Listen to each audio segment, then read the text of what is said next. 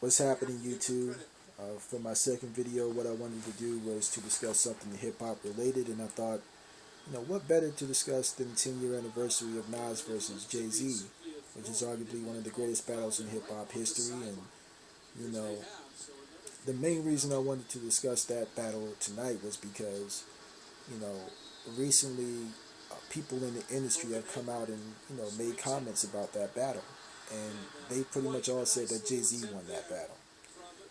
Which, don't get me wrong, you can definitely make that argument. I mean, Jay Z did drop Takeover, arguably one of the greatest hip hop diss records of all time. But to me, I think people today in hip hop are very much caught up in being a prisoner of the moment. Because let's face it, hip hop is all about what's popping right now. People in hip hop have a very short memory. And if you look at where Jay Z is in his career right now, and you compare it to where Nas is in his career right now, obviously Jay Z is the bigger rapper. You know what I'm saying? I mean, Jay Z is, one of the hottest rappers in the game right now. He's up there with Kanye and Rick Ross and Lil Wayne and Drake and Eminem and whoever else is popping in hip hop. Whereas Nas, while relevant, he's not talked about it in the same vein as these other guys. You know what I'm saying? So I think that's what factors in when people declare Jay-Z the winner in that battle in 2011. I think that, it's more fashionable to say Jay-Z won that battle nowadays because he's more popular. But I'm going to break down to you why I think Nas won that battle. And I'm going to try to do so, while not going too in-depth into it. You know what I'm saying? But let's go back to Summer Jam, where Jay-Z performed Takeover, minus the Nas verse at that point, but he does have that verse going at Prodigy, and at the end of that verse he says, "Ask Nas, he don't want to go." And he says this, that pretty much sparked the battle right there, between Nas and Jay-Z, because he said it in Summer Jam, which is very, a much talked about, much hyped, concert. So obviously, Nas has no choice but to respond at that point. You know what I'm saying? So Nas takes the bait and he drops the Stillmatic freestyle, which, is very much slept on. I mean, when people talk about Nas versus Jay-Z, they never talk about this freestyle. They always talk about Takeover, Ether, Super Ugly.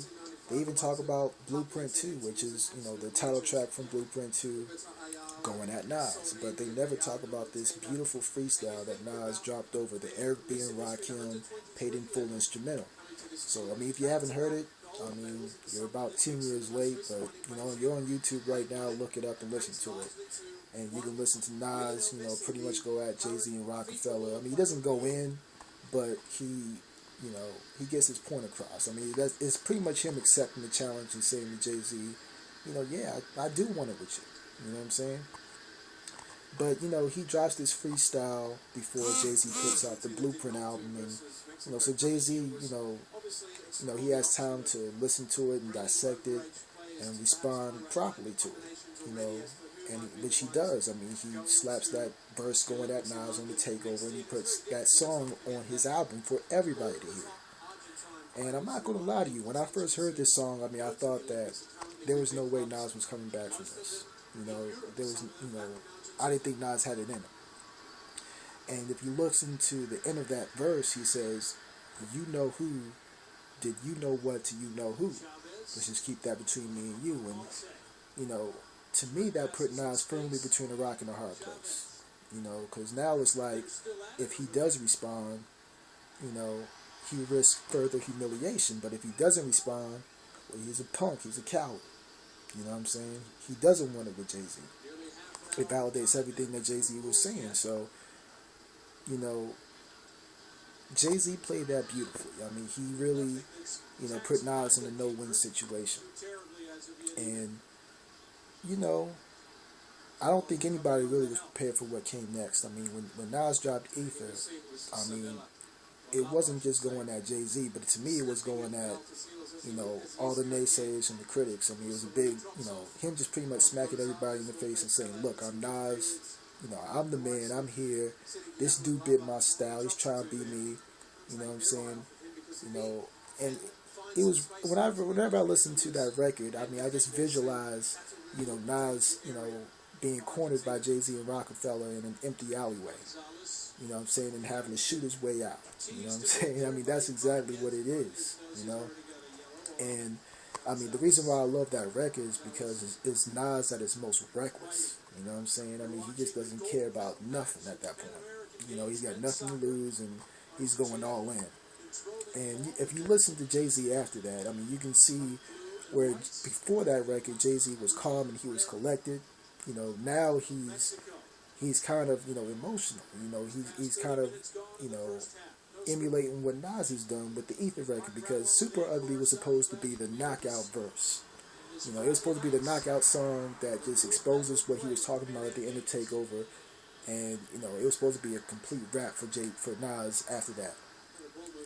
You know, but you know, if you listen to it, I mean, if you really go back and look at the history of it, like they put Ether and Super Ugly head to head against each other, not just in New York City, but all across the country. And the end result is that people voted Ether over Super Ugly. So Jay-Z didn't come correct. He didn't respond appropriately. And neither did he respond appropriately with the Blueprint 2 soundtrack, with the Blueprint 2 song, like I said before. So, you know, pretty much, if you look at what Jay-Z did, how he approached that battle, he approached it strategically. You know, he, was playing chess with Nas and trying to stay 2 steps ahead of Nas every step of the way. And, you know, he tried to manipulate the battle in his favor, but he ended up getting beat at his own game. You know what I'm saying? And for that reason, that's why I say, you know, Nas won that battle. I mean, not just because of that interview that Jay-Z did with Angie Martinez on Hot 97 after people put Ether ahead of Super Ugly. If you listen to that interview, I mean, Jay-Z doesn't sound like a triumphant man who just won that battle. I mean, he sounds like a defeated man. You know what I'm saying? He sounds like a man who's embarrassed, actually. And, you know,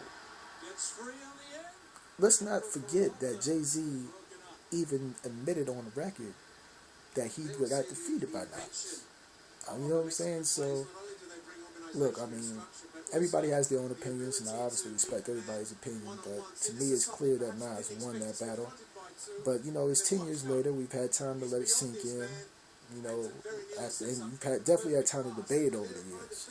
So, you know, you guys just, you know, drop your comments. Let me know what you guys think about who won that battle in 2011. And, you know, I'm interested to hear from you guys. So, thanks for listening to me rant and rave.